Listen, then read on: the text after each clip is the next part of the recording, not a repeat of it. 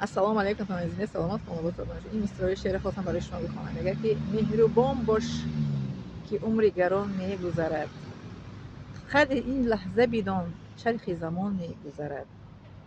بر لب گل بنشین، دست فقیر ره تو بگیر، هرچی با هر کی کنی بر تو همان میگذرد.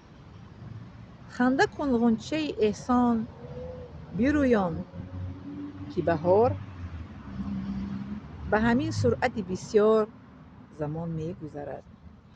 ببینید چی میگوید در این مصرع شعر.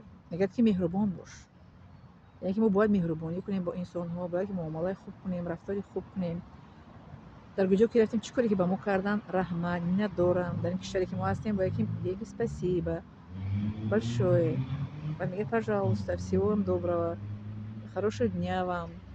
ما دین فیمینیست رفتیم دخترچم قدی کاغذامون اساس کردن دادن، گفتن спасибо большое всем хорошего, دخترچم хорошего дня пожалуйста. میدونی چه آدم مثلا خوب سخن خوب میگن که ما رو از خانه‌اش بیرون برآورد. میگه مهربان باش که عمر گران میگذره. عمر قیمت بهایی که ما داریم او گران قیمت بها میگذرد، لیکن میگه که عمر گرانی که داری فقط خوبی کن یکی کن.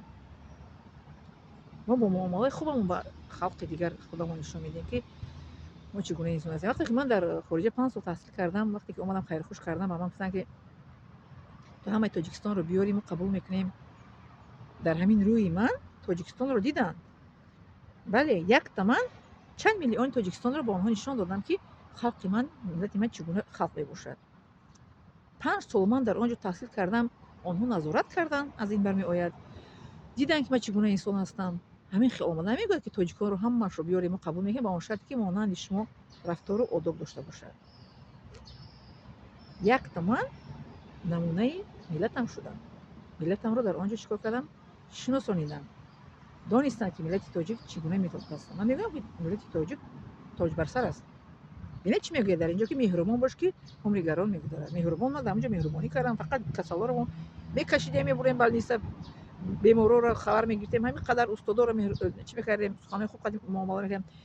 دانشجوی کورس یک میومدن مو پیشواز میگرفتیم، دانشجوهای کورس دوم رو پیشواز میگرفتیم، کورس دوم میگرفتیم، دانشجوی کورس یک رو پیشواز میگرفتیم، برنامه میکردیم. دانشجوی کورس سه رو پیشواز میگرفتیم، کورس چهار کردیم، دانشجوی کورس سه رو پیشواز تبریک میکردیم برای خانششان با زبان عربی برآمد می‌کردن. بله، دوام شعر گوش کنید با دقت. قد این لحظه بدان چرخ زمان می‌گذرد. چرخ زمان این جوانی است. جوانیت هم می‌گذرد. جوانی رو به هر دنگ دیوانگی باید گذرانیم. جوانی با مهارت، با علم هنر گرفتن، با کتابخوانی، با دانش نیاکو دانش طلب و بزرگی آموز تا بیشتر روزت از روز دانش اندرزش چراغ روشن است و اصلا همه بعد در تن تو جوشن است. بر لب گل بنشین، دست فقیر تو بگیر.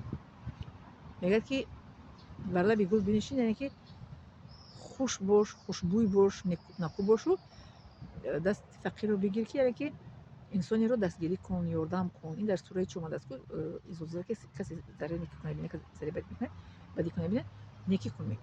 نیکی کن و نیک کار باش و نیک بین باش و نیک رفتار و نیک چی میگن اخلاق و نیک سرشت باش. بله بی گل بینشین دست فقیر بگیر. گفتم هرچی با هر کی کنی بر تو همان میگذرد. میگه کن یکی کنی یکی بینی، میگه اون چی کشتی اون رو برداشتی، یکی کن یکی بیمونه جاویدان. نگفتن که بدی بیمونه جاویدان کنه. ببین چه شعر عجیب. این شعر برام برادر کلانی هم فرستاده است. برادرم روی میخواد چیزای شروع میفرستم برای شما بیشتر اینها رو قرائت میکنم. برای شما هموطنان عزیزم، تاجیکان تاج بر سر عالمم. میفخرم که تاجیک هستم. میگه که کی میخواند که افلاطون شدی میخواند که تاجیکم میخواند که شعر زور میخواند که افلاطون شدی. خب خنده کن غنچه احسان بیرویان که بهار.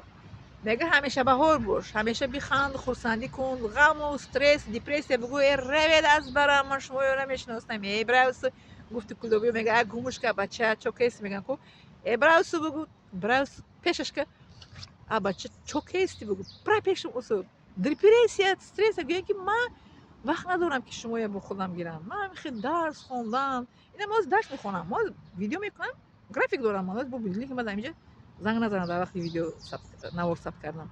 من گرافیک دارم، رجه روز دارم، درس میروم، درس میخونم، دخترچم خطی سیر و گشت میکنم، دخترچم رو تمام کردم میدم، دخترچم درس میکنم. یعنی که من رجه دارم، با دخترچم شوخی میکنیم، میخندیم، بازی ها میکنیم، مهربانی ها میکنیم. دیروز با دخترچم رفتیم تماشا کردیم، همین خلاص. یعنی که من رجه کاری دارم. من برایش مختلفم که استرس دیپرس که من وقت ندارم با شما استمو شما رو خودم گیرم.